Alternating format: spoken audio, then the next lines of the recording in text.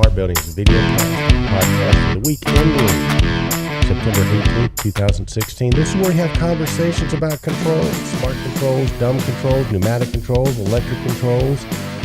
We're just all into controls and smart buildings and technology. So thank you very much for tuning in. And right now, without further ado, let me introduce my co-host, the man, the myth, the legend, the one, the only, Kenny Smyers with the future coming up Super Bowl champion. Sorry, John Donahue from Controls Consultants, but the Steelers look great. Smyers from Pittsburgh, Pennsylvania. Kenny, welcome to the show. Big dog. Thank you. Got me in trouble twice already, and I didn't even open my mouth. That's what I do, man. That's how we roll. Well, anyhow, John, I think New England's going to be very strong once they get Brady back. But yeah, the Steelers are looking good, but they haven't been tested. This week will be interesting. They're playing Cincinnati, and Cincinnati's a tough team, and it's a rival. It's an old school rivalry. That's the thing about week one. You never know whether your team's that good, or if the other team is just that bad. So you find out in week 2 and week 3 and all that good stuff. So, dude, I tell you what, I'm having trouble waking up this morning, man. I'm drinking my coffee here, so got to do that. So listen, wearing the swag, special shout out to our good friend Pat Marcella, M&M Controls. Pat was not at CG&A last week where Kenny and I were, Controls Group North America, but Paul Burke was, so it was good to see Paul. And all our friends at Controls Group North America, Kenny, a great organization, top distributors in the country. We'll put a link in the show notes, but you should definitely check out your CG&A distributor near you. We talked a lot about flame safety, flame safeguard controls. Most of these guys are Honeywell and FireEye flame safety controls, but they also are the top building automation controls distributors in the country. So it was a good conference, I thought. What did you think? Well, yeah, it's an amazing event, and it gives you a lot of the, nuts and bolts stuff you need to take back. The sales, they had, maybe like 20 preferred vendor sales going on. So as we prepare for the heating season coming up, a lot of combustion stuff, the back rack, the Testos, all the guys that are doing the hands, the combustion analyzers now, the handheld devices. So I think that's the categories they divide them into. But yeah, it was a great meeting. We had some great presentations. We had a great book given to us by Mike Sackett. Mike Sackett. This was a heck of a book. I got about 40 pages into it already. It's called The Ideal Team Player. And, now I'm a big fan of it. Now that I've been able to read it, of course, I'm putting a lot of stuff to use immediately. And as I go around and talk to people, I really believe in that the circle theory can really work, because you have to have 3 important things to be a good team player. You have to have humility, you have to be humble, you have to be hungry, and you have to be smart. And that is the components that, somewhere in those overlaying circles, you get the team player in the middle that's might not be as hungry as somebody, but he's humble and he's a good, smart player, so he brings a lot to the table. Or the hungry guy that goes out and gets the sales, or the woman that actually, does a lot of the IoT discoveries and really brings some energy to the organization, but she's humble. So what you can do is you can quantify somebody using this theory here. So it's a great tool. And again, I think the periodic idea of going to a technically competent trade meeting is important. Like we talk about Realcomm, we talk about Niagara, we talk about the 2 coming up here with Johnston's AVCS and also KMC's meeting. You get so much information that's critical, it's concise, so that if you're going to go to 1 or 2 meetings a year and somebody prepares this awesome meeting for you, you walk away enlightened, you walk away invigorated, you walk away with something new. Or disappointing, Kenny, because I tried to read that book too, and unfortunately I don't fit into any of those categories, so I can't be on anybody's team. That's not true. I'll tell you what. That's just self-deprecation there. Yeah, well, yeah. Well, I tell you what. But the cool thing is, and I think what you're getting to as well, Kenny, is the one thing we're all struggling with, I think, as an industry and as individual companies, is attracting new people into the industry, right? So, at Control Trends, we have the Young Gun Awards where we're trying to bring younger people in. Ken Sinclair, automatedbuildings.com. He's all over that. And, Kenny, I tell you what, we might as well, we're probably going to have a little bit of a random conversation today, which are my favorite kind, which is probably why I'm not a good team player. We've got a new award we're going to be announcing at the Control Trends Awards, which we are just so excited about, because I think a really underlooked resource in our industry are the great women, right, that are just available. I mean, if you look at the women we have in our industry, people like Sarah Montaloni, Jenny Stentz, over and over. I mean, the women we have in our industry are absolutely incredible. We just don't have enough of them. So we're hoping that this Control Trends Woman of the Year award will shine a little bit more attention on the great women and hopefully attract more women into the industry. Well, yeah, I think that we are now, though, for what we thought was maybe a deficiency or a tendency to overlook things, we had kind of a resurgence of women taking over the premier spots. Jenny Stentz is a vice president, and she's in charge of the entire business section. The woman that we met from hang on a second, Kenny. Speaking of Jenny Stentz, I think she wants to say something to you. Right. Hey, Kenny, controls guys do work. I've been out making some sales calls with the one, the only Jenny Stentz from Johnson Controls. Say hi, Jenny. Hi, Kenny. How's it going? Hey, we're not telling you who we're talking to, but we'll just tell you we're rocking and rolling. But the one thing I can tell you, Jenny, is all the contractors in the know are going to be at the Johnson Controls Conference in Nashville, Tennessee. So we got some spots left. We'd love to see you there. Come join us. We got a lot to share with you. Yeah, as a matter of fact, reach out in comments, give us your name, your email, and we'll see if we can get you a special deal from Jenny. What do you say, Jenny? Should we play Let's Make a Deal today? Let's make a deal. Come to the conference. It's going to be cool. So be there or be square. There you go. Let's hit some more customers. Let's run into some people first. Yeah, let's go into insanity mode.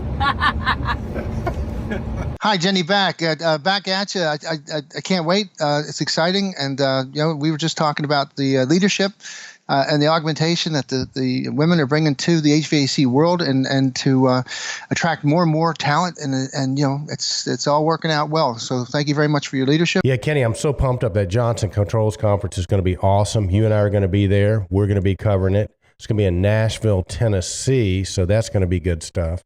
And so we'll be there. It's going to be great. We've been to conferences in the past, JCI. Kenny, to you, what makes JCI conferences a little bit different?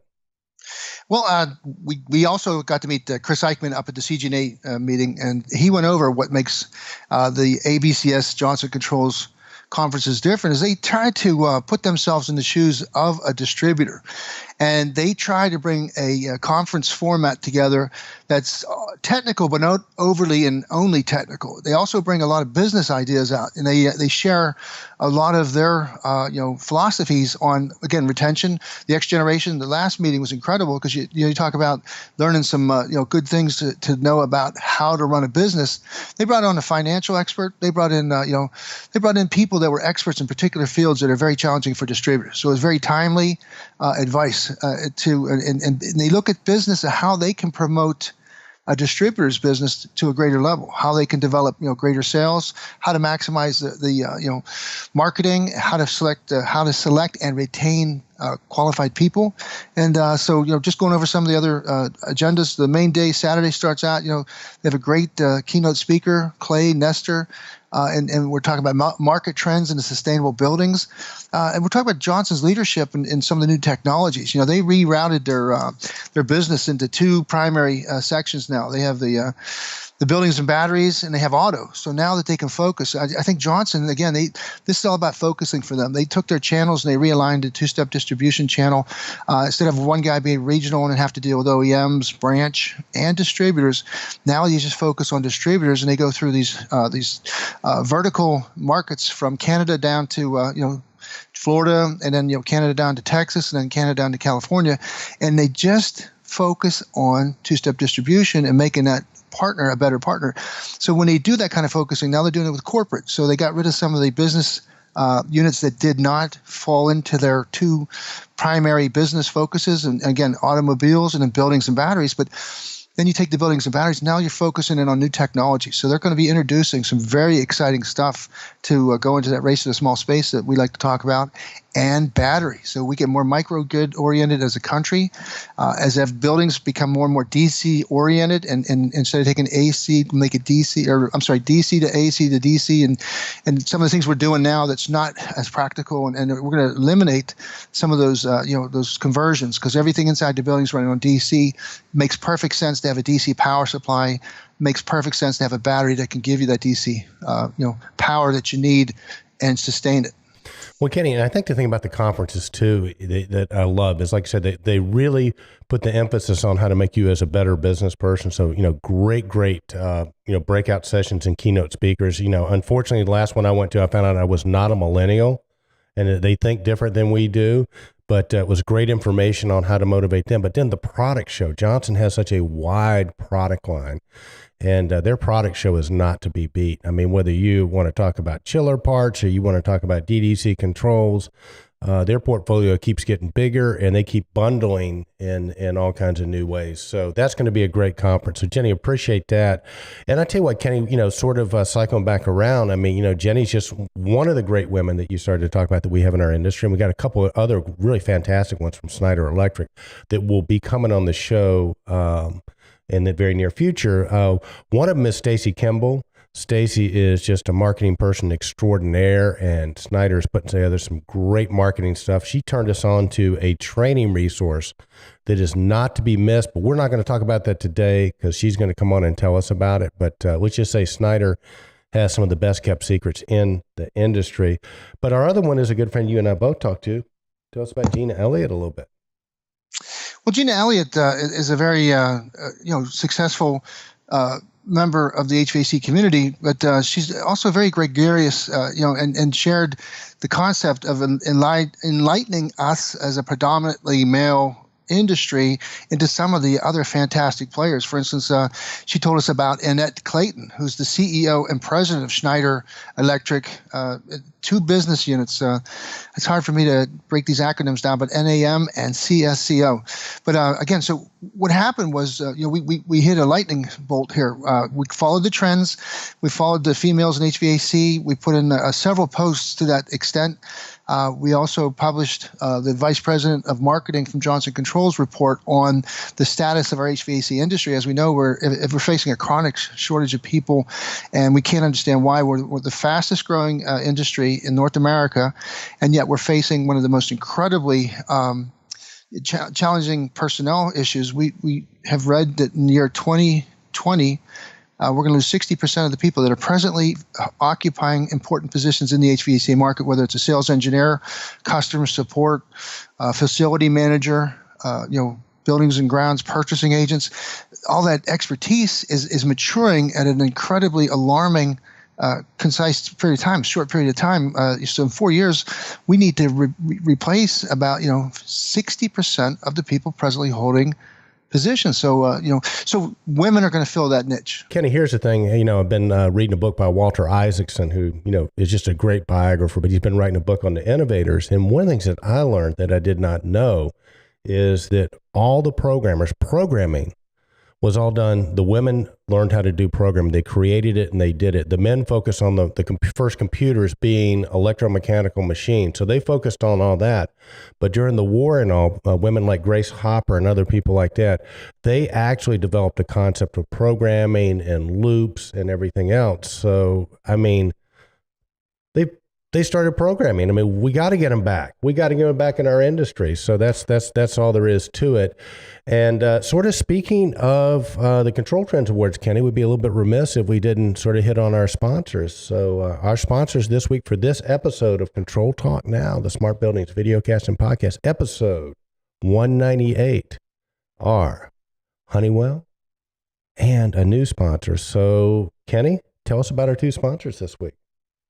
All right, Eric, our first sponsor is Honeywell, and everybody knows Honeywell. Come on, but Honeywell's going through some interesting developments and changes. They've got, first of all, on the block, board, they've got a release of the 3. Here, let me just get that up. Honeywell releases Web's Niagara 4 N4.1.27.20. So the N4.1.1 release, that is actually a post, but we might as well just go talking about it because I think Honeywell now is really responding to all the IoT challenges. All the partners in the channel have been very anxious to get a hold of the Web's 8000, controllers, the new stuff, and merge and migrate from the legacy AX units, the 300, 600, and 700 controllers, into the Web's 8000, the N4 family, and then really and truly start to put together all this incredible packaged tooling that's in the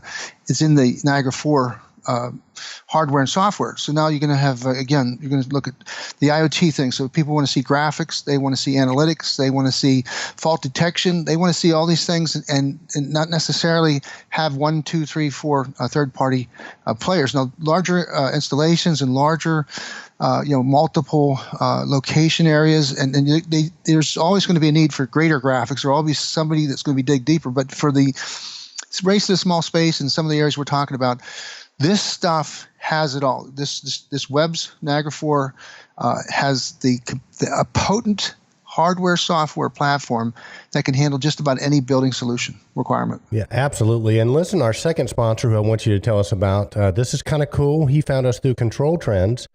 And this guy is a major league player, as Kenny will tell you. He's been sort of all over the controls industry. Has got a new program, a new product that they're going to be rolling out, I think at AHR.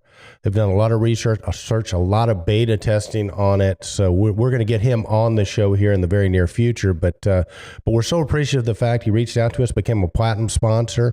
So Kenny, tell us about our new friend, and I think a guy who might be changing our industry. Well, it's Steve Gazalimian from Optigy. It's some interesting stuff. This guy here does have one of those pedigree, backgrounds. I mean, he's got, I see over 20 years of experience. And he was always a top performer with Allerton. He was with, and so he won. Oh, geez, he won a lot of awards when Allerton was bought by Honeywell. This guy was a major performer. So now he's CEO of Optigy. Now, Optigy is kind of new to me. I did do some research on it, and basically it's building management anywhere, anytime. So anytime, anywhere, Energy, their Proton is the service that they provide. It's an interesting presentation of IoT. In other words, they do the nuts and bolts stuff you'd expect. They do all the things that you want with a building controller, but then, and they have, different size levels. So they do a small project solution set. Of course, goes into the next level where you go into you need the mobile connectivity solution sets, the connectivities, but they really focus on implementing the new software. So they've got iOS friendly, Android, and they make it for the tenants and facility managers to measure, manage, and message within their organizations. So this thing just kind of adds another dimension to the granular stuff that we're all familiar with, whether energy monitoring, controlling loops, chiller plants, boilers, but this takes it up into the contextualization level that we when we talk about like comfy and stuff like that. These things now are I got something to tell you about your girlfriend Lindsay Baker in a minute, but listen real quick, because Kenny, I tell you what, you and I can't do this justice. I talked to Steve on the phone, and a couple of the bullet points that I got are the price points are going to blow you away. I think the thing that he was talking about was giving you all the cool stuff that you can get, but in a way that that you can, as a non-programming guy, sort of be able to put this stuff together. Again, easy. He didn't tell me what the price point was, but he said that's a big emphasis for them. So I think we should just tell our audience that we're going to get Steve on the show, but it's impressive stuff. And Lindsay Baker.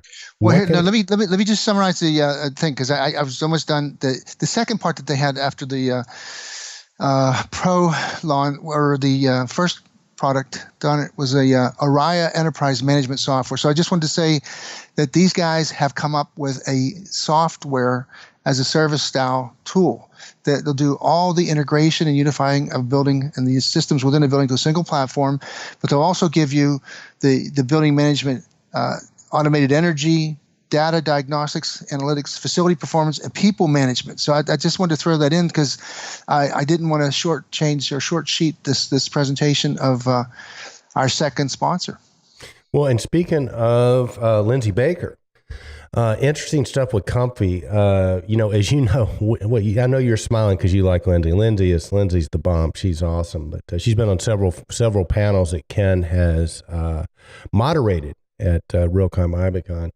But early on, and for those who don't know, Comfy's kind of a cool concept, Kenny. I mean, you basically use your smartphone, and it's an app that goes on your phone, and it's really sort of brings in some of the best of social networking, because basically, there are two buttons. I'm comfy, I'm hot, I'm cold, right? And if you are too hot, for instance, you hit the button and it will give you like a little blast of cool air.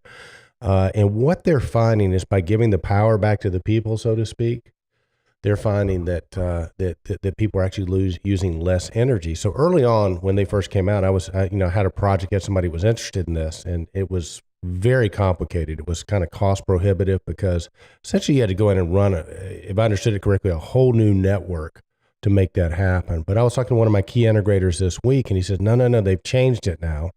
They're able actually to work off of the existing BAS system, right? They just need a couple of points they can work with on. So I think that really bodes well for Comfy and what they're up to. So good job, Lindsay Baker at Comfy. Well, yeah, and again, you talk about a female presence in an organization and getting the thing up and running, and then leading it to a further success. Lindsay Baker has certainly done that. Yeah, the other thing, Lindsay's intimidating. She's too smart. She always, Well, you got a video of all these girls behind you. What's that about, Kenny? Well, this is the new. This is their latest.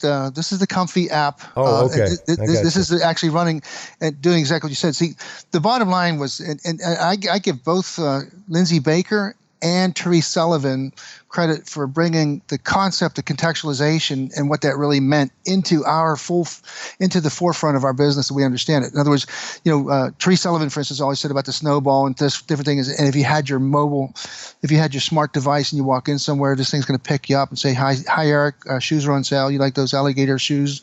Here's a discount coupon."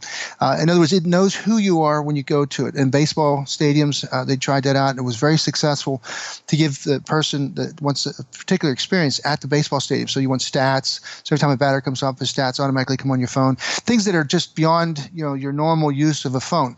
So when we understood contextualization and what that meant, Comfy brought that contextualization into the building space and made every single person with a smart device a sensor.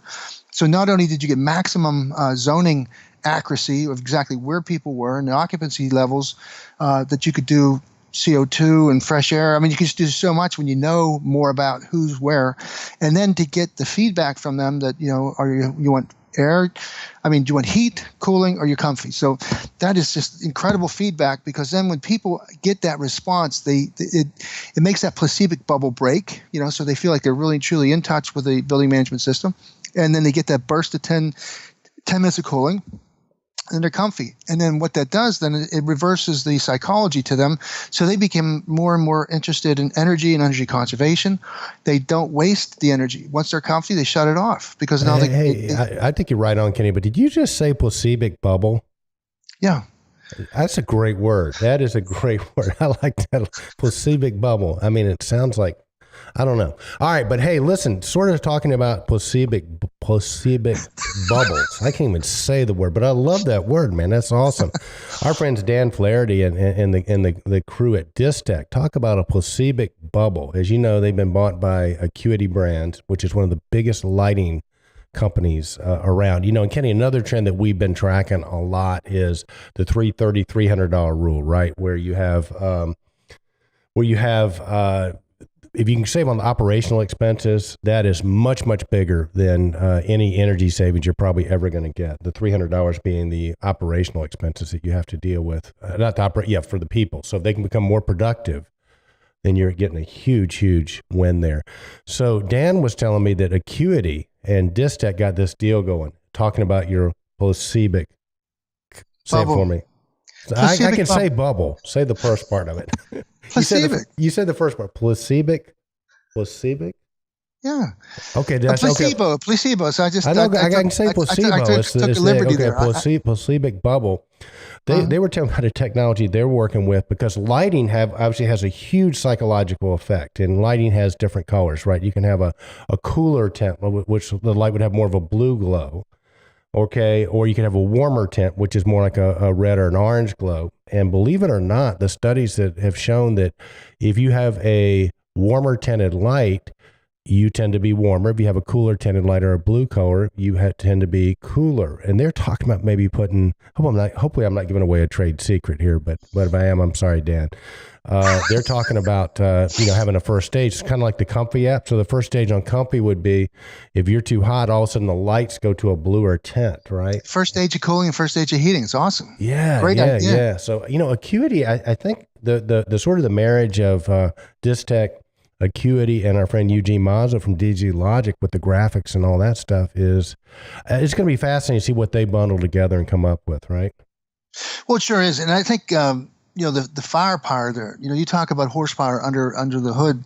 And to me, an organization, kind of these guys, when they do their presentations and as we've known them, and now to see you take Dan Flaherty, you take Eugene Mazzo, you take the president of Distech, and you put them together in a room. You say, guys, I want some improvements here. Where do I get my synergies? How do you guys, lead me to the next dimension or next level in building automation, building management? The only thing that they're missing, I think, Kenny, and this gets back to our friend Josh Bradshaw out in Silicon Valley, is a guy like Josh Bradshaw, because I think the thing that a trend we're seeing anyway, Kenny, is I think that Silicon Valley and the folks out there are defining what people's expectation about a smart building should be. I mean, we put a video up a couple weeks of a video that Intel had done about 3 years ago about the smart building. They're not thinking about it from a control standpoint necessarily, or even an energy saving standpoint, although those are benefits. They're thinking about it from a functionality standpoint, and these things that we're going to be doing are going to be dictated by out there. So if you're listening to us, Acuity Brands, you should look at a guy named Josh Bradshaw. He's a contributor on Control Trends. As a matter of fact, I think you got a video you were telling me about that he did earlier, but Josh, we call him the king of Silicon Valley.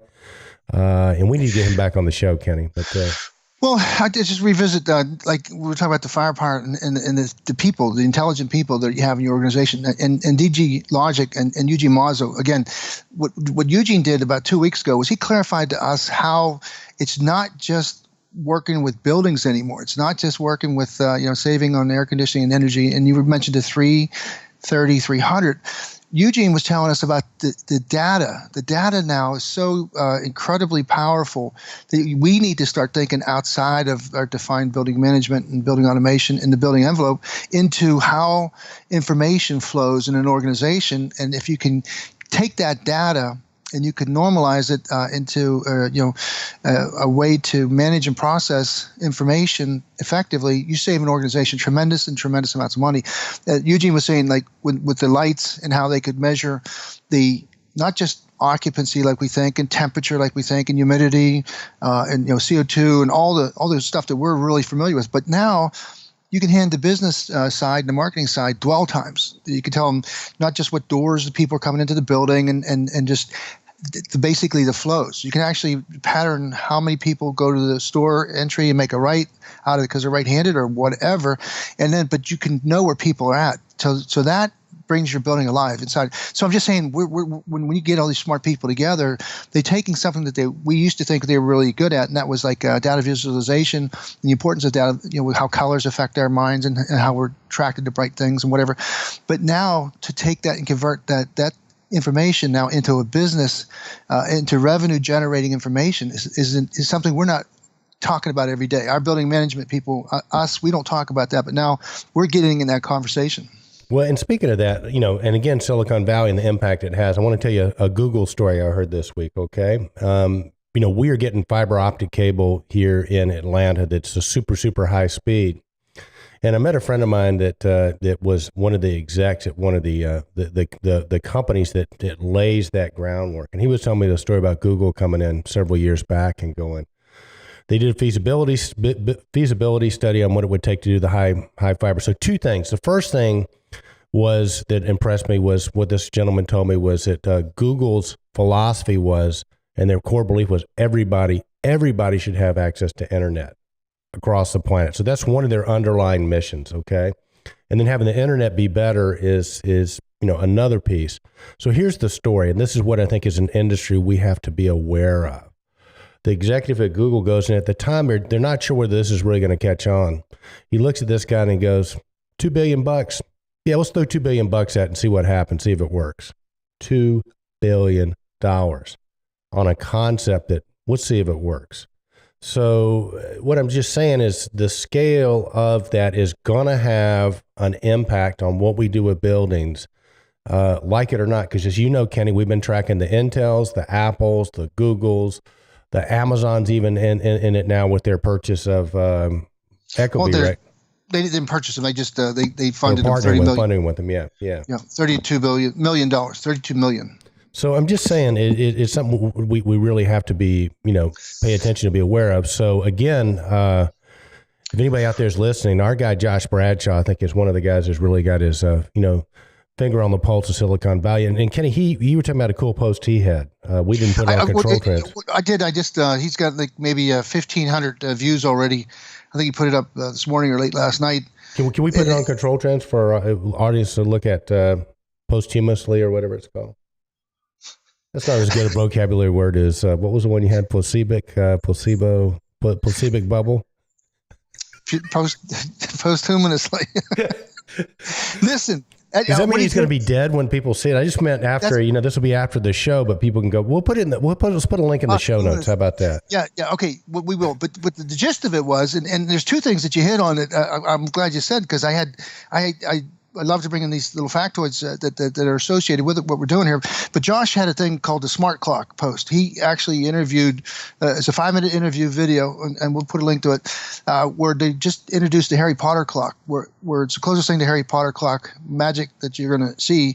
The guy just started the business, so they went public, or they got CV or VC backing. But basically, it's a clock, and you think, what is such a big deal about a clock? Well, how about a smart clock? How about a clock that always has the kind of, the minute hour representation that we're familiar with the round silhouette, pretty as a Nest thermostat, pretty as a Lyric thermostat, pretty to look at. But this thing is just like perfectly right sized, but it's a man-machine interface. It's a display. It displays weather announcements. It displays alarms within the building. It displays music, or it plays music for you to be woken up to.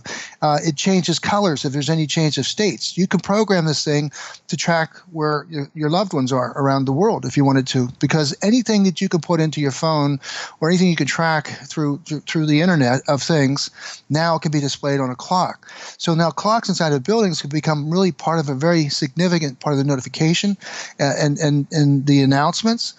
Imagine, if you're in a classroom and, something happens, a security incident occurs, the clock turns colors, puts a red, immediately notifying you that you're in a serious situation. They didn't even mention that, by the way. I look at that stuff from the security perspective, and I thought, what a great notification. Back in the old days when you were getting robbed in a bank and you couldn't talk, or you had a bad phone call, they used to have these sponge balls in the drawer, red sponge balls, and you just threw them out onto the middle of the floor, and that told everybody you were in a distressful situation. So it was like an excellent way to notify people. But tracking your children, see when they come home, so you can get an alert of the occupancy, So you're limited by your ability to use technology to your advantage. So this thing is basically an interface device, but it's a clock. So everywhere where you think clocks are in buildings, in airports, wherever they're at now, they can become smart, and they become the next part of your contextualized world. Well, absolutely. So and listen, Tony Fidel, my buddy at Apple, I'm just going to let you know right away, okay? Honeywell has already invented the clock thermostat, because I know he's thinking about putting a thermostat in there and saying, Apple just invented the clock thermostat, right? Honeywell, I think, was the one who invented the clock thermostat, but you could put the thermostat in there, right? You could have the thermostat in there. And I mean, why not just have your temperature sensors and all your controls in there and become part of the building automation system, right? Well, we're going to get Tony. One of these days, he's going to hear you somehow. He's going to come back, and he's going to bring. We keep inviting him on the show. I tell you what, the mighty hammer of Thor, and he's going to stomp on us. You know what? That'd be great. We'd probably get more views if I'd welcome him just stomping me on. I'll take one for the team, Kenny. Think of how many views we get on that. We'd be viral. Tony Fidel. Maybe he'd throw Nest thermostats at us or whatever. But here's the second thing that you brought up that I think was really cool, because you were talking about Google and how they're investing and stuff. I read a report this morning that the drone sales in the United States, just the United States, is 2.4 million. the NASA and FAA, the Federal Aviation Administration or agency, just decided they got to get something going here because they've got to work on a low altitude air traffic control system specifically for this drone industry. We all know that Amazon's predicting drone deliveries here in the very near future, and the final paragraph was that Google and Chipotle Mexican restaurant chains are now today, this week, it's doing it, testing drone deliveries of burritos at Virginia Tech University. So the bottom line is that we talked about this. The first drones we saw were 4 years ago at the Realcomm show, and we saw them blow off leaves off air handler or a drain up by our air handler. We talked to Scott Cross 2 weeks ago, and he said that his customers now are using drone inspections to give reports to people, board of directors that don't want to climb up on ladders and actually view the shoddy state of equipment or the shoddy state of affairs, their equipment, they're rusted away and whatever. Because when they say, hey, we just bought that 8 years ago, it should still be good. But meanwhile, back at the ranch, nobody took care of it. The flap was never put back on, or the vent, was so clogged, and so things happen. But now, if you give them a visual accompaniment, like Automation Integrated said too, when they put that visual into a file that's now used in conjunction with a service report, it redefines the ability to tell people what their status is. So when they think they have this great piece of equipment out there, but meanwhile it's beat up, it's 10 years old, and you give them a picture or a video to accompany it, it really rings the bell, of clarity. There's no question. But again, U.S. drone sales are just U.S. drone sales are 2.4 million, and sure. and there's only not billion. Is it million? No, it's million. Okay. It's million. But here's the deal: is that there's only FAA says there's only 260,000 manned aircraft registered in the United States. So only 260,165 aircraft are registered, and drones now are going to be 2.2 million. The 9 months since the FAA. The Federal Aviation Administration created a drone registration system. More than 550,000 unmanned aircraft have been registered with the agency. So we're talking about a rate of 2,000 per day, and we're going to see drones doing everything that we thought. We thought, the police department, every fire department is going to have a drone, because what would be a better way to go out and determine if it's a false alarm or a real alarm? A drone immediately is dispatched, gives you a visual assessment if there's a fire or no fire, gives you back a thermal imprint, of what the temperatures are, so you can save a roll of a truck. Trucks now, they're charging, I think the going rate for a fire truck roll now is $1,000. You can send a drone out and check it out. No, I think it's unreal. And here's a question for you, Kenny. I mean, we've all seen the movie RoboCop, right? I mean, how long is it going to be? I think drones will definitely be an accessory. Obviously, the military's already using them. I think they could definitely be an auxiliary placebo police person type. Placebo police, type thing. But will they ever? I mean, you just had to use that word, huh? I can't get over that one, man. I'm going to go use that word with my wife. She'll think I'm smart, man. By the way, it's our anniversary today, baby. 5 years. Congratulations! Yeah, and I'm down here doing this, so I got to do some serious makeups here, because she's wondering why I'm talking to you versus spending time with us on our anniversary. Is that dedication or what? But how long before all of a sudden you got a bank robber or something, and they're sending robots in there and drones? I'm getting a drone, by the way. That's the next thing I'm gonna get. I'm gonna get a drone, and I think I'm gonna bring it. I'm gonna go both to the Johnson conference and the KMC conference, and then to the Siemens conference here in October. So we got 3 back-to-backs that hopefully we'll be getting footage on. But I'm going to get a drone, Kenny. I might just fly the drone up there for these things. But I think they're just cool. You got the cameras with them and everything. So I just think from a control trend standpoint, we'll have one hovering over you in Pittsburgh, right? So we'll get an aerial view of you. Sort of doing a thing. But, I think the drones is just part of the new technology. And speaking of new technology, Kenny, I've been endeavoring to get Rob Allen on the show. He said he'd come on. I finally got him up here on Skype. I can see him. So let's bring Rob Allen on. Rob works for Stromquist and Company. We call him Young Gun Rob Allen. He does a podcast. He does a video cast called 7 Minutes in Control. So if you go to Control Trends, you know a lot about Rob. So, hey, Rob, welcome to the show, buddy. Hey, Rob, whoa. Where are you? That's my office. What are you doing in my office? I know, it's Saturday. I come up here and hang out on Saturdays. In my office? Yeah, I stand at the desk. I lay on the couch. What's the big deal? Oh, so you must have gone out again Friday night. You hiding from your wife today? What, I got those dark circles under my eyes or something? Hide from that woman, the greatest thing that ever happened to me?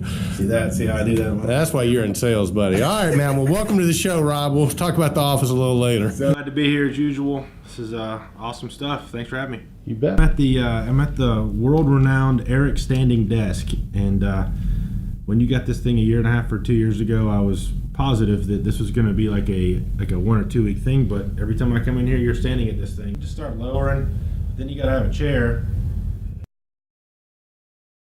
That's right. He's always standing. You go back up. And then the really cool thing is the disco lights and the mirror ball that drop from the ceiling. That's. All right, Rob, I understand that you have a new podcast coming out. Tell us a little bit about that. So the Young Gun community, we're getting together. What are we? Probably 10, 12 people strong now. And so we're going to start a podcast called Next Generation Innovation. We're going to drop it first week in October. Oh my God! I just put a deadline out there for all the world to see. So now it's first week of October. We're gonna drop it. But I've got some great guys. Brad White, my buddy Brad White from SES Consulting. He's super cool. He's kind of the yin to my yang. He's the super smart guy that kind of gets it all, understands the technology. I think instead of reading Golf Digest like I do, I think he reads Controls Weekly or whatever it is that's out there. So he's part of it, and then Jason Houck from Hepta Systems. He's the Rob Allen, Michael Bonner in one. He's the contractor up in Detroit. He's a fellow Canadian like Brad, but recently he just got his U.S. citizenship, and so he is really cool, and he's well connected, knows a lot of things. He was big at the Realcomm conference, did some breakout sessions, so super happy to have him. And then Josh Felprin with Siemens. He's a manufacturer's rep. This guy, to me, is probably the pinnacle of what an outside sales rep should be or an account manager should be. This guy just understands customer service. He gets it. So he's going to help us a lot. So the format of the show is essentially I'll be the main host for most every episode. And then the other three guys are going to rotate in based on the guest that we have that day or the subject that we're going to talk about. And we've got so far Jason Briggs from J2 Innovations. He's agreed to come on, so he's going to be one of our first one. Darren Dinsmore, he runs he's a property manager for the Bank of America Plaza down in Atlanta. That's the largest building in the Southeast that we've done a huge retrofit and access control and security integration with those guys. So he's going to talk about how that's going. We've got, I believe, well, we don't have this one confirmed yet, but we got a big guy out of Detroit that's going to be a lot of fun. And Comfy's going to come on, just a whole bunch of people. So we've already got a few episodes shot, well, not shots, podcast. And that was our deal that we made, Eric, is that none of them were that video editing. It takes way too long. So I don't envy you when you're doing that post-processing in the video. So the audio's takes maybe 25% of the time. I got you. So Rob, let's talk about podcasts a little bit. Is that a Young Gun thing, or do you think people in general like podcasts? Why do you like podcasts? It surprises me on who does it. So ControlTalk Now, I've probably maybe watched ControlTalk Now twice, 3 times. I don't think I've missed but maybe 4 or 5 episodes since the inception. It's been a podcast. So I just like to pop it in the car when I know that I'll be somewhere in the car for a little bit. It's just good to hear it, and I can throw in headphones. It's just for me. I can listen to it whenever I want. Sometimes it may take me 3-4 days to listen to one episode, since you guys go so long. No, I'm just kidding. But it's cool, and it's neat. And so for me, I've always been a podcaster. Whatever the podcast listener, whatever you call that person.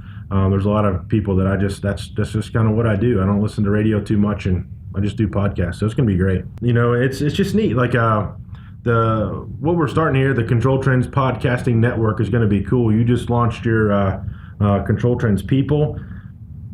Eric, you've done a lot of good things, dude, but this Control Trends People, to me, that's the legacy. That's the one that goes away. I listened to all 3 episodes in one day. I just couldn't stop.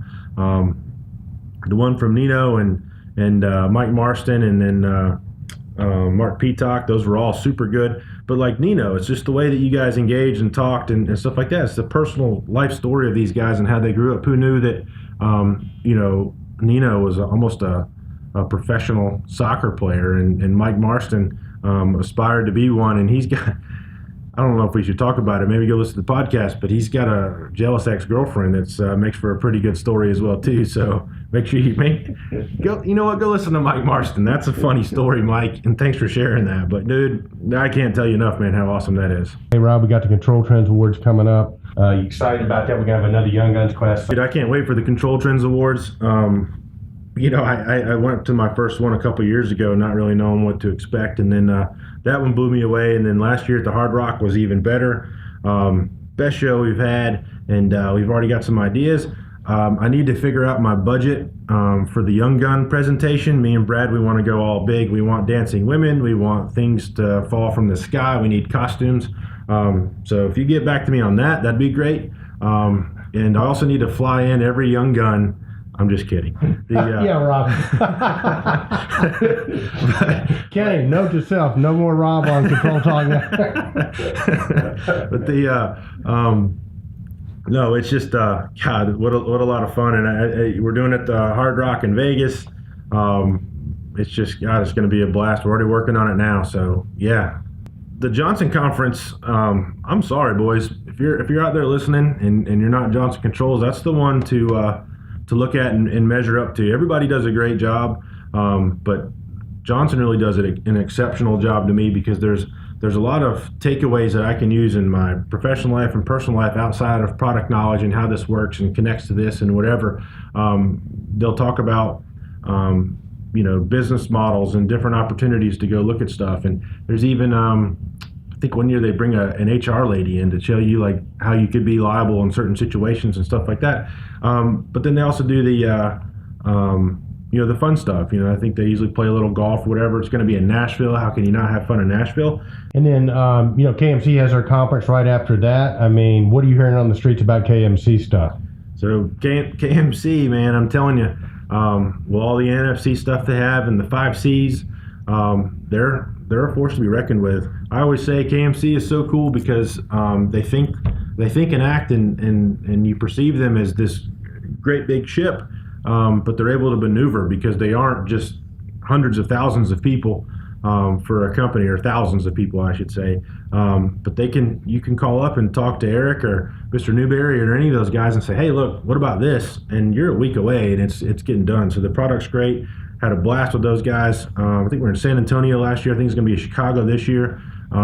It's going to be a lot of fun there in Chicago, man. You can't beat that. It's good stuff. Awesome. So Young Gun Rob Allen, man, thanks so much. Innovation Generation will be dropping later in next month. Next Generation Innovation. Next Generation. There you go. So hey, Rob, look, man, be sure to lock up when you leave. No, man. He said if I did this interview that we were going to swap off, dude. Yeah. So you got to check this office out, man. It's cool stuff. So you got the crazy wall art over here. This thing lights up. I've never seen it light up, but apparently it does light up.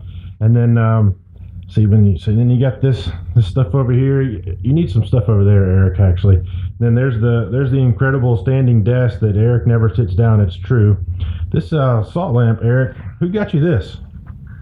Rob, I think you got it to me, but I'm not sure about this, dude. I think you need to turn the camera off, man. So that salt lamp lights up, but I think the light bulb broke. And so look at the view, man. That's our inventory. Yeah, it's load shedding. So anyway, cool, man. Good stuff from Young Gun Rob Allen. I got to get on him about being in my office. But hey, buddy, let's go fly a kite, baby. What about wind? Tell me about the wind. Oh, no, Eric, it's just, we do the macro micro thing, and this is alternate. So we talk about a lot of good stuff, a lot of important products on a micro level, a lot of manufacturers putting out great stuff and solutions. But this is the government saying, hey, we're going to really take this offshore wind, prospect seriously, and they're going to invest billions of dollars on this. So it's located, they're going to put offshore wind, plants, I guess, because they're going to do both waves and wind. But they're located at a major coastal land center, so they provide long-distance transmission of electricity generation. It's just really cool. If you like, talk about futuristic stuff that's going to be built in a neighborhood near you. If you live on the East Coast, 9 of them right off the East Coast. One of them's on Lake Erie.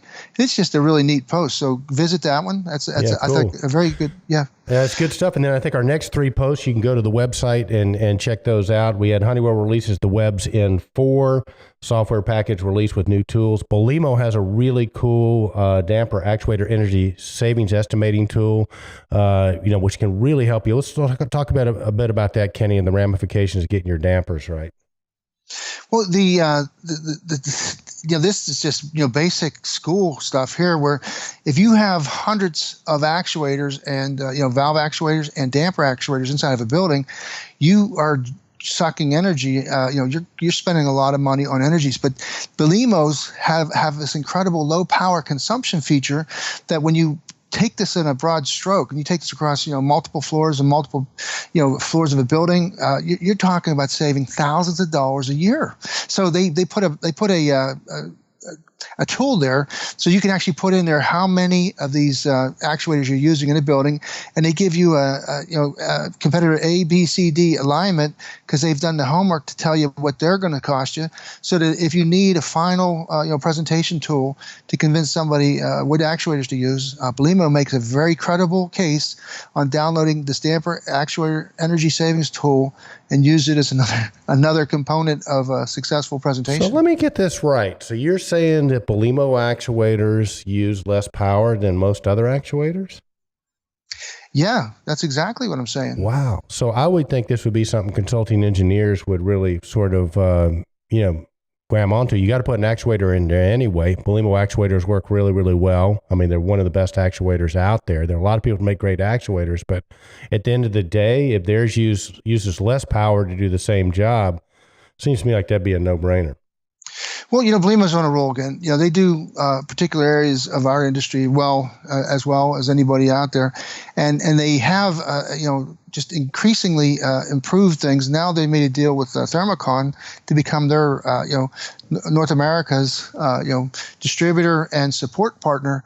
And all of a sudden, Belimo's going from being kind of a 1 or 2 dimensional valve actuator component to a big time provider of a broadening or widening product portfolio that's going to take more. You can see more and more orange in a building, especially if they partner with people that are going to make the sensors and the different components that tie everything together.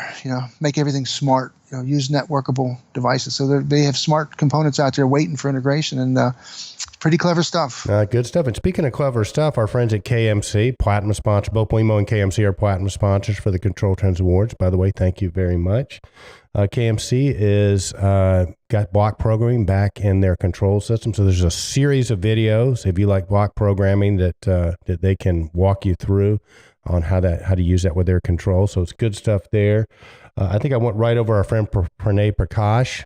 Pranay, we have a excerpt of Pranay's speech at the summit, talking about the Internet of Things and big data and iCloud and sort of how Tritium plays in that market. So definitely good stuff there. Kenny, and Pranay's a very, very charismatic guy, very good speaker. So encourage you to check that out. And that brings us to one of my favorites. And I see you got this. You had this keyed up in the background. Can you get that tape recorder back up in the background again if you can on your background computer? I got it right here, ready for you to go, baby. Yeah, hit the button so you can see this. This is cool stuff. Hang on, you got to start at the beginning, man. Okay, give me a chance. He's going to start it over again. But while Kenny's setting that up, we are doing a thing called ControlTalk Rewind, because we realize that not everybody likes to sit through an hour's worth of ControlTalk every weekend. But we have fantastic interviews that happen. So there she's rolling now. There you go. So we got a thing called ControlTalk Rewind, where we're going to rewind some of the great interviews we had. And this particular one is with Jenny Stentz from Johnson Controls. You saw Jenny earlier. Hi, Kenny. Hi, Jenny. Can't wait to see you here in the ABCS conference. Yeah. Looking forward to meeting you. Jenny is one of the greats in our industry. A lot of fun to hang out with, and great in front of a customer. So it was a good talk with Jenny. I mean, Kenny, she broke down everything from Tritium's, from Johnson's acquisitions, from the Tyco acquisition, sort of how their role and their philosophy on working with customers now. And we get into a really interesting conversation on batteries and how that might affect buildings. I mean, who knows, maybe one day, we talk about the Powerwall that Elon Musk came out with. It basically they use it in residences now, and it doesn't have a placebo effect at all. But it's there you go. But you're able to actually store energy in these power walls, right? So now the solar, I think one of the downsides to solar, you sort of use it or lose it. Now with these power walls, you can actually sell it. I mean, you can actually save it. You can use it, or you can sell it through something like blockchains or Bitcoin. So you could be selling stuff to your neighbors and stuff like that. Well, Johnson, Kenny, as you know, is one of the most innovative, largest battery manufacturers in the world. And Jenny did not say this. You'll have to listen to this. But we talk about the possibility of a smart building being powered by a Johnson Controls battery. Eric, these batteries, for instance, are not your car size batteries. These batteries are cupboard size, wall, floor to ceiling sized, and the concept, the more I grasp it, the more I see it's inevitable. It's not just something they're talking about. Johnson has made major corporate strides to get this thing down, and I wouldn't be surprised if they're working hand in hand with Tesla on that power wall, because this is the future. As we get more and more technologies, the footprint's getting smaller. In other words, the way Jenny explained it is you got the ceiling space or the roof space up there already. Why not putting some sort of sustainable energy means up there, whether it's solar or wind or whatever? You're generating locally microgridded power, and now where are you going to put it? It's obvious you're going to put it into a battery that Johnson makes down there at the most optimal location, and from there feed all your building. So you have, like Ken St. Clair mentioned about the DC power coming through the ceiling, and so you got 2 or 3 technologies racing to that space. You've got power over Ethernet. You've got the people that believe that they're going to put a DC bus in a building now, and everything's come out of the ceiling. We're going to start seeing less and less wall sensors. We're going to see less disturbance on the walls, and it's all going to happen up in the light fixtures somehow. And so the ceiling space is going to become the new orientation point for technology. And to power that up, wouldn't it make sense to have a stable, reliable, and similar power supply? So 24 volts DC coming out of your basement, going into all your buses to power things up and to communicate with. So it's right. Crazy, but it's true. My, how things have changed. Because now when you and I grew up, and when our parents grew up, conventional wisdom was, if you're going to invest in the stock market, invest in the utilities, because we're always going to need power. And what I'm seeing, Kenny, with all this, if this comes to fruition, power companies and utilities as we know them today might not be a safe investment. So sell those power stocks now, maybe. And I'm not a paid professional investment. Don't blame me. No. Yeah. Well, listen, and also, power, it's not just 24 volts DC. There's different requirements and whatever. I didn't want to oversimplify it, but I'm just trying to really, truly, I think the direction is just being pointed to us, and it's incredible.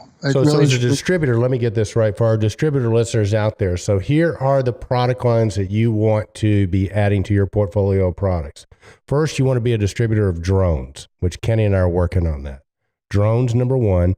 2, windmills, right? That you can put on buildings or homes, right? Wind turbines, huh? Wind turbines. Then you want make sure you have the Tony Fadell clock thermostat. No, we're gonna go with a new one, I think.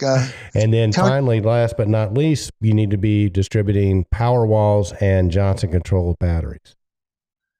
Is that what our kids are going to be selling one day instead of controls? Yep.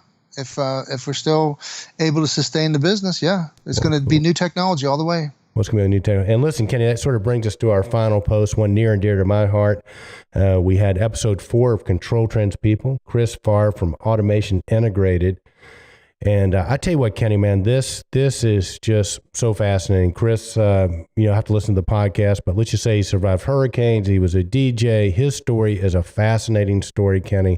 Lots and lots of wisdom. I think one of the things that makes people great is obviously their philosophies on life, their values, and to listen to Chris tell his story is both inspiring and enlightening. So I encourage you to check that out. One of the things I've noticed about every episode, Kenny, is everybody's a little bit different, from, the wisdom of Nino to Cosmo and his life story, which is absolutely fascinating, to our friend Mark Peacock talking about his time in New York City with the models and how he got into the industry, and Mike Marston.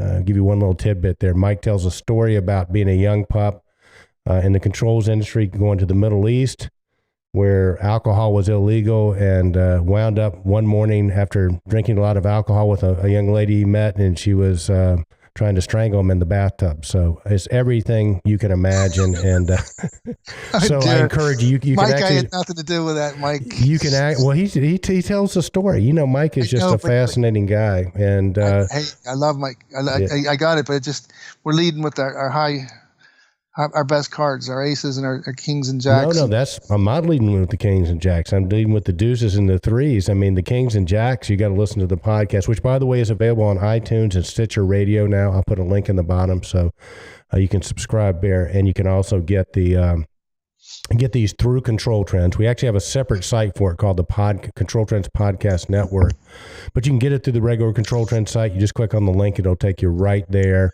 You can download it or just listen to it on your computer. Well, the only thing about this thing that's not right yet, Eric, is we only have 4 of them up there. There's probably thousands of people out there that have really and truly, taken our industry from a lot of unbelievable starts. We got to get the KMC folks up there, talk about the recruiter experience. We got to get in Honeywell. Honeywell has an incredible thing. I've got some history there that goes back, in the 1890s. And Roger Reback was telling me how they have the Honeywell House. They have some sort of a event there every year. That would be a great one to get a hold of. So when you have an industry of our dimensions so large and so big, representing 40 billion plus to worldwide markets, it's a shame we don't have a quicker way to assimilate all this information and get it going. So we're doing it one at a time, and I applaud your efforts. But we have an incredible cast of people that have gone before us and they're still working with us and to come.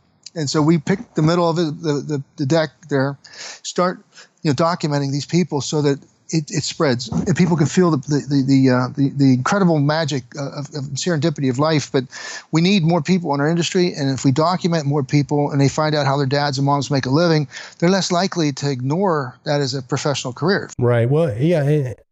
Right. And I think for me, Kenny, that most of what we do, we're really driven by one belief that we think that we've got some of the greatest people in the world in our industry, and we're both people.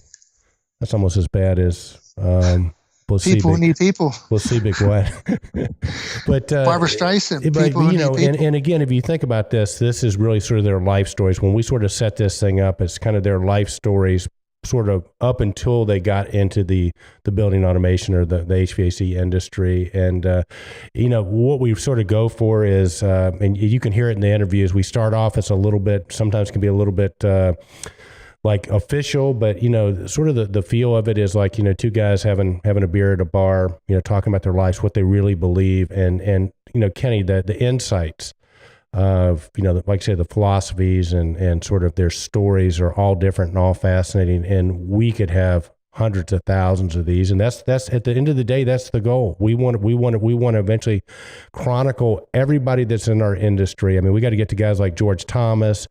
Right away, Don Cochran, Scott Cochran's dad is another one we've talked to. I mean, we want to capture his story. He's retired now, but he's one of the guys that when you and I were coming in the industry were, they were the leaders. So think about it, when we get that museum going, this will be a whole wall of those audio interviews, but you got to start someplace, you just start. So we're endeavoring to get those done. I've got 3 or 4 already recorded, but if you're interested, we'd love to hear your story. If you know somebody, we should have their story. It's a very painless process. We can do it remotely. You don't need any special equipment. I've got some software I can use where you basically, if you got a laptop, we can do this in about, 45 minutes to an hour. And if you listen to these things, I think you'll agree with me that it's something that's important. And it's fascinating, absolutely fascinating. Hey, Kenny, let me ask you a serious question. Think there's any chance we could get Tony Fidel to come on Control Trends People? I'm going to say no. Yeah, I'm going to say no too. Well, there you go. We have another week of Control Talk now, your Smart Money's videocast and podcast for the week ending September 18th, 2016. He is the man, the myth, the legend, the one, the only Kenny Smyers, and I'm his sidekick, Eric Stromquist. So thank you so much for tuning in. Special thanks to Rob Allen, our young gun, and our 2 sponsors this week. So we will see you next week. But until then, be bold and stay in control. Indeed, Eric. Indeed, Kenny Smyers. What do we do now? You need to go. You need to go romance your wife there. Get a babysitter and go start early. Don't wait till late. Don't start at like 8 o'clock and go out. Go out at 5. I think she's gonna be upset that I don't have her present. I don't even want to hear that. I can't believe you don't. Well, I came down and I put on the radio "Happy Anniversary, Baby." That ought to get me something, right? That's right before she threw a coffee cup at me when she found I was going to record the show with you. As thoughtful as you are and as ahead of the game as you are in so many dimensions, how could you be deficit in this most critical of dimensions? I don't know, dude. I don't know, man. Jeez. I'm gonna have to start working on you like a week in advance, and you have to show me this is what you bought. What if I gave her a selfie stick? You think she'd like the selfie stick? That'd be something she could hit you with. We better not use that. That's why I'm glad I got you, Kenny. Because this, dude, I don't know what to get her though, man. What do you get to the woman who has everything? Anything else? I'll tell you what. Hang on a second. What can we do? These clocks we just talked about. Is there anything that we could do that would have like a placebo effect?